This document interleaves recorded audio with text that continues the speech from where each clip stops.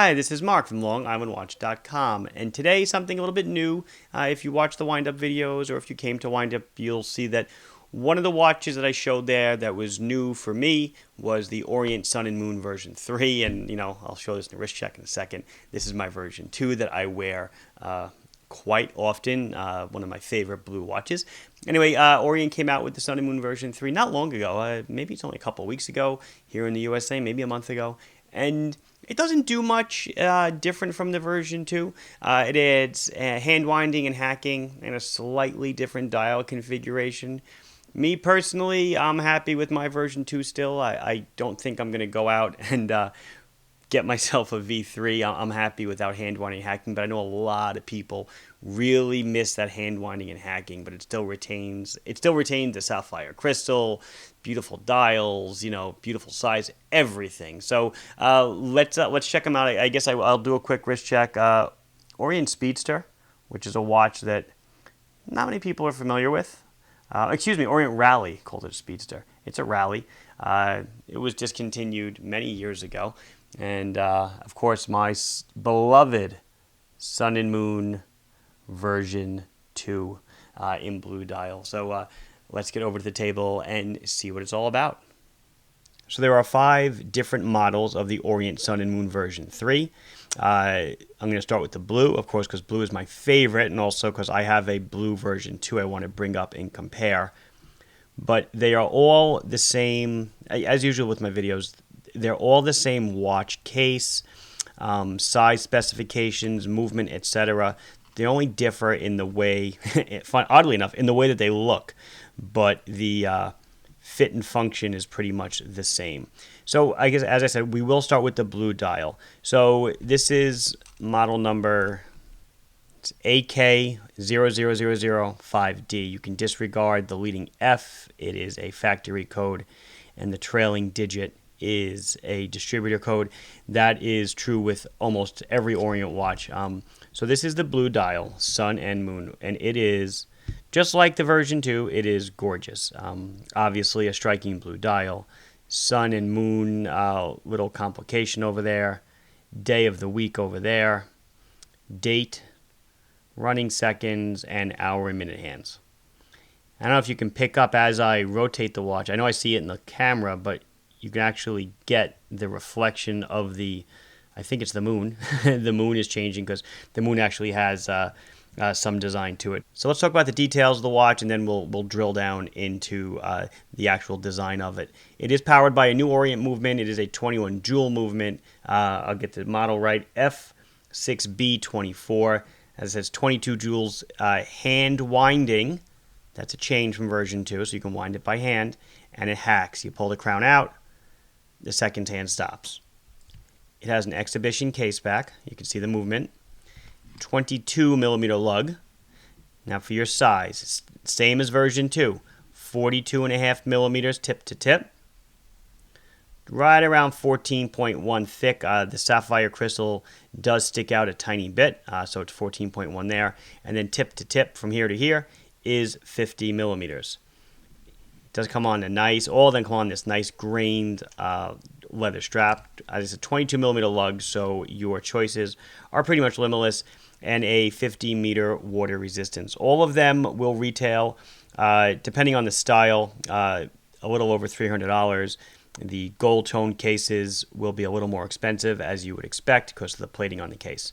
When I was talking about the size earlier, I mentioned the Sapphire Crystal, but I think it's important just to say it again. It is a scratch-resistant Sapphire Crystal on all of them, so the crystal will effectively look new almost forever. The only thing that's going to scratch is something harder than sapphire, which is basically a diamond. So you can rely on this crystal. If you treat the watch well and the case doesn't pick up any dings, it will look new virtually, for maybe your lifetime, because the crystal won't pick up any marks. But I'm sure you'll be dinging the stainless steel case at some point. That beautiful polished stainless steel case. So let's get a little bit more into the detail of the watch. So as I said, it is a sun and moon. So down here where it says sun and moon, you see the moon. So if I pull out the crown to set the time, it hacks. You can see the seconds hand stopped. and rotate it, you see the moon goes down and the sun comes up. And there's the sun. Little face in the sun, little face in the moon. So it's really a glorified AM PM indicator, and that's noon. That's high noon. The sun is, straight up and down. It really looks great. And then over here, I've got a day of the week indicator. Standard, 7 days of the week. And then down there is the date. And as I did in my old video, what strikes me about this is how deep the dial is, where the date is cut out. It's just such a thick dial. Hope you can see it on the camera. Another thing that they kept from the version 2, and again, I'll bring up the version 2 in a minute, the screws in the dial on the sun and moon indicator. Just a neat little touch. Painted on numerals, Roman numerals. There is no lumen in any of these. They are dress watches through and through. Standard crown with an Orient etched logo on it, knurled. I went through the exhibition case back. It is a screw down case back. Nice blue grained leather strap. Now, something else the watch picked up going from version 2 to version 3 is that when you pull the crown out one click, you turn it one way, and it changes the day of the week. You see that little day of the week indicator is moving around on the left? You turn it the other way, it changes the date. Now, that's a departure from the version 2. On the version 2, you could not change the day of the week this way. You had to play with the time between 9 p.m. and 3 a.m., go back and forth, to change the day of the week. Also, sometimes people wouldn't realize it. They'd get their day of the week indicator stuck between days, and it would drive them batty. So this kind of answers that call and does away with the need to set the day by going all the way around the horn. I do want to point out it is a sun and moon indicator, not a moon phase indicator. So a moon phase watch is different. We'll do that in a watch and learn coming up. Let's talk about the buckle for a minute, since I think it's important enough, because I don't think the instructions show you how to use the buckle. Some people figure it out. Some people might get lost on it. So you've seen me do deployant buckle videos before. Orient's is just a little bit different than the others, but once you know it, you know it. So the way the watch will come more than likely is the buckle will be like this, and then this is the other end of the strap, so you can see the watch in its entirety like that. So to use it, you press these two little tabs, and the buckle will deploy. Okay, see that? So once it deploys, now you'll look, and if you press those two buttons again, this little latch can come up. So I pressed these buttons and pulled up this latch. Pretty simple, right? Pretty cool.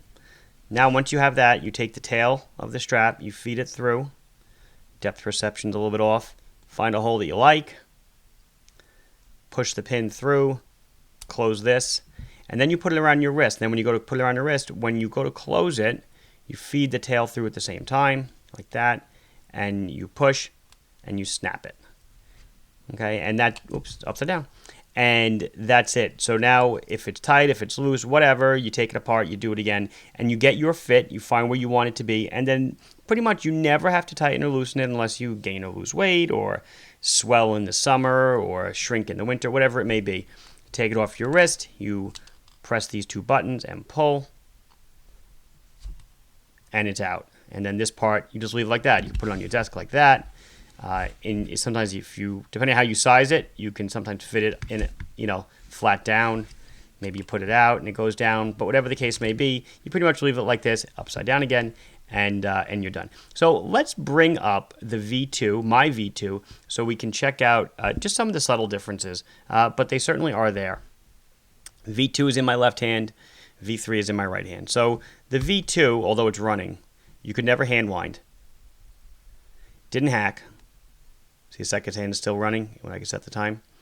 To change the date was a pain in the butt because you had to constantly switch the time between 9 and 3 to get the day to go. But your slight nuances. So let's go down the list. So the most important thing is the sun and moon indicator. Sun and moon indicator went from here to here. Whoop-de-doo. The day of the week indicator went from the right side to the left side. The date moved from the right side to the left side as well. And something that maybe some people don't notice, some people do notice and really enjoy, is that the logo went from being at the bottom of the dial above the 6 to now being on the top of the watch, where a logo should generally sit on the right here. So that's them side by side. It's the same strap, same deployant buckle, same everything. Obviously, the newer versions are a little bit more expensive simply because of the upgraded movement. This was a 21 joule movement. They are now a 22 joule movement. You may watch my Watch and Learn where I talk about watch jewels.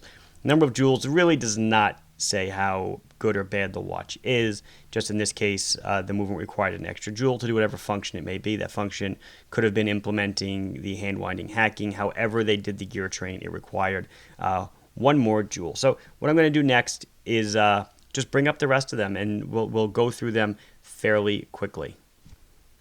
So here is the AK00003T. Again, it's the same watch. Now it's rose gold. We swapped out the blue dial for, an equally gorgeous chocolate dial. That's really nice. I love the rose gold and the chocolate play. Brown strap. And of course, no attention to detail is missed.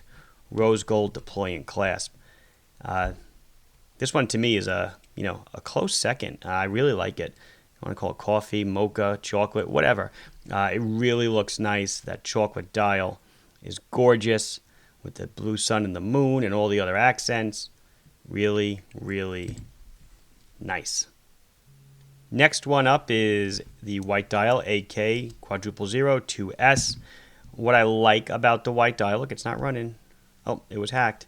What I like about the white dial is the white dial is the dial itself. The numbers you'll notice are a little more compact than on the blue. It's got that kind of chapter ring around it, or where the numbers are laying. So let's get in close on the dial. It's about as close as I'm going to get. Just check out the patterning on the dial, the patterning on the ring, where the numbers are printed.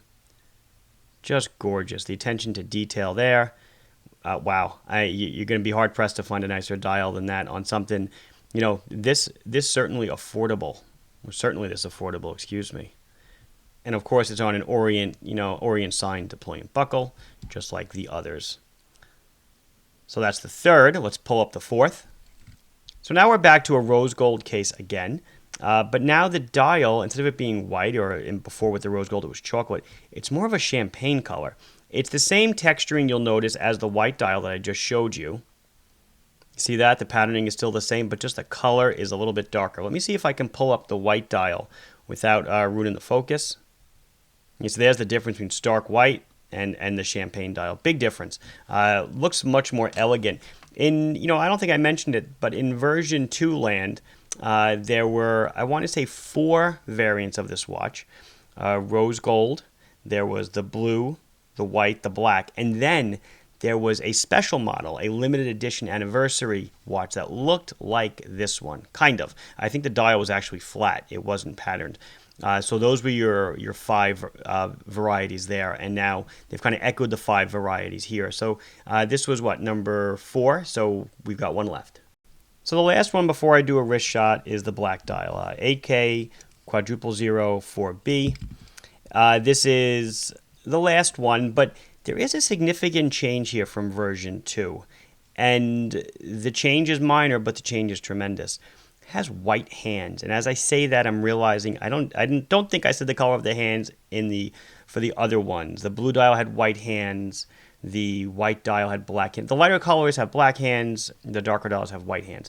The black dial in version 2 had silver hands, from what I remember, and it made it very hard to read. Thus, relatively not the best seller. And it did make it hard to read when you were like that. When straight up and down, because the reflection on the hands picked up, blended with the dial. But now the hands are white, totally white. So it's much easier to read the dial now. It just makes the watch so much more legible. So there you go, beautiful dial. Everything else, you'll expect to see the matching deployant buckle. There it is. Black leather strap. Just the complete package. Nice looking, simple black dress watch, and I feel with the hand change, they really made this watch more competition for the blue dial and the white dial. Because in the past, the blue dial has always been the runaway. I feel it still will be, but maybe this one might come a little bit closer in the running. So as you guys know, I wear a Sun and Moon version 2 as a regular watch. I showed it to you before, so I'm not worried about the fit. I know it's great. Yeah, it's 50 tip to tip, which might be a little bit big for my 6 3/4 inch wrist, but I don't care. The watch is simply stunning, gorgeous, breathtaking, whatever the case may be. If you own a Bambino, this is the next step up, clearly. And I think that's the way Orient is trying to position the line. You own a Bambino, the nice three-handed dress watch. So let's pick it up a bit with something a little more complex, but still dressy and classy and gorgeous. Look at that sun glint off the lights. Totally awesome. So let's wrap this video up. So this has been Mark from LongIslandWatch.com showing you the new Orient Sun and Moon version 3 watches. Please like this video if you enjoyed it. Please subscribe to the channel if you've not done so yet. If you have any questions or comments, please put them down below and I'll be sure to address them as soon as I can. Thank you for watching. Bye-bye.